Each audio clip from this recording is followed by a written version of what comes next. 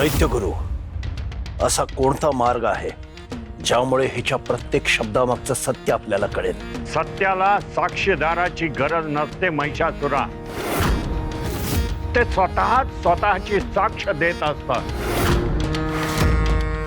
तिने आसुरिकाचा मृत्यू पाहिलेला आहे आणि तो तिच्या नजरेत अजूनही जिवंत आहे.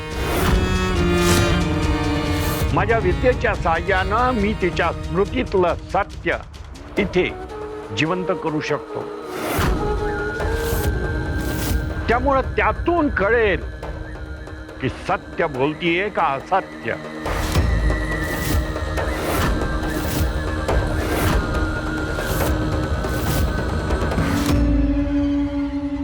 मी तयार आहे. माझ्याकडे लपवण्यासारखं काहीच नाही.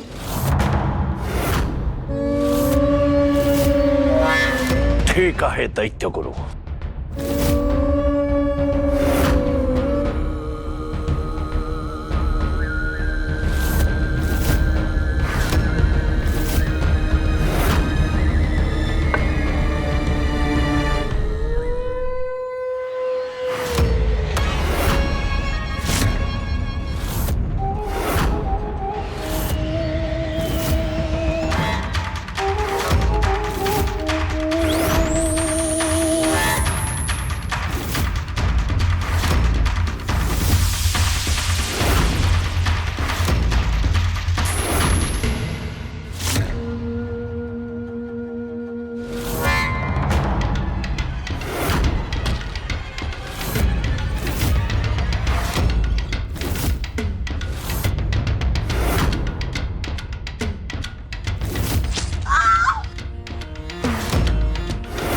असुरिका,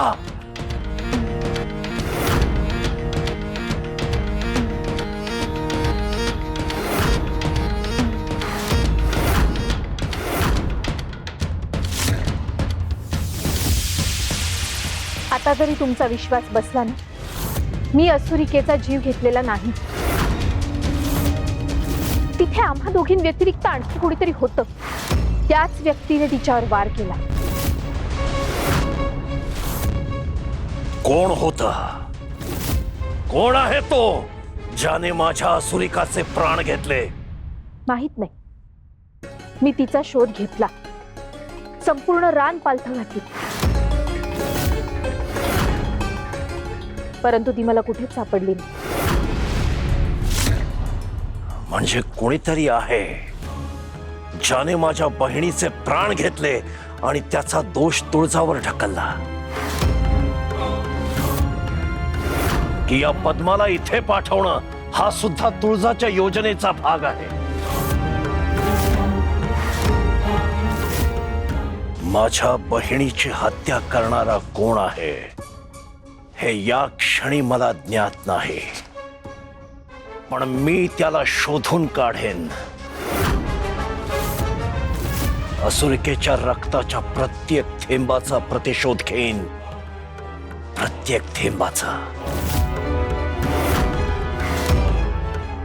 आणि तोवर हिला पकडा आणि बंदिवासात टाका.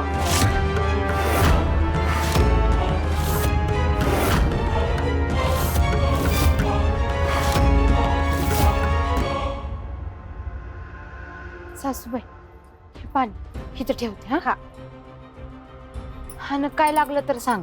वय आय, काय रा? आज एक गोष्ट झाली बघ. अगं ते पाटील बाबा आहेत ना, त्यांनी आपलं पीक घेऊन जायचं ठरवलं होतं. त्यांनी गावातली 4 माणसं सवताच्या मोहरानं लावली आणि जागच्या जागी पिकाची कापणी बी करून घेतली आणि लागलीच घेऊन बी गेले बघते. खरंच? होय. आणि एक सावकार बी येऊन गेला आणि त्यो म्हणला पावसाळी हंगामाचं सगळं पीक मलाच पाहिजे.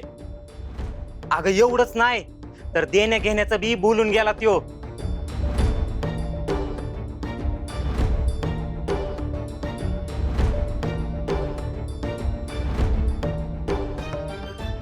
अगं काय झालं? तुझ्या चेहऱ्यावरची चिंता कमी झाली ना, माझ्या जीवाला लय बरं वाटतं बघ. आईचं काळीज आहे ना, लेकराच्या चेहऱ्यावरचा आनंदच तिचा जीव असतोय.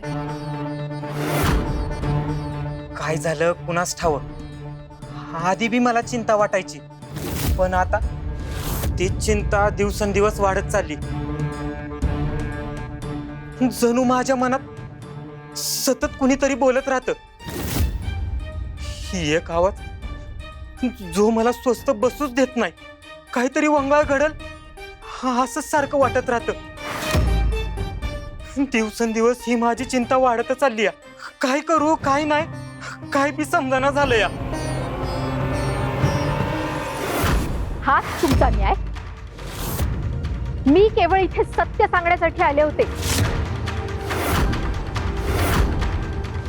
तू प्रत्यक्ष असुरिकाचे प्राण घेतले नसशील, पण त्याच हेतूने तू तिथे गेली होतीस आणि तिच्याशी युद्ध केलंस. याचं शासन तुला मिळेल. घेऊन जा. महिषासुरा, ही शिक्षा अयोग्य आहे. आत्ताच तर सिद्ध झालं ना की हिचा त्या हत्येशी काहीही संबंध नाहीये. महिषासुरा, दूताला बंदी बनवणं हे राजधर्माला अनुसरून नाही. दैत्यगुरु, माझा निर्णय हा माझा धर्म आहे आणि आता माझा निर्णय हाच आहे.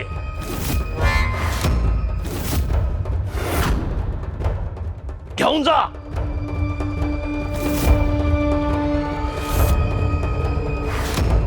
तुळजा, माझ्या असुरिकेवर वार करणाऱ्या या योगिनीचा शेवट केवळ पहा. तिचा अंत पाहून प्रत्यक्ष मृत्यूचाही थरकाप उडेल.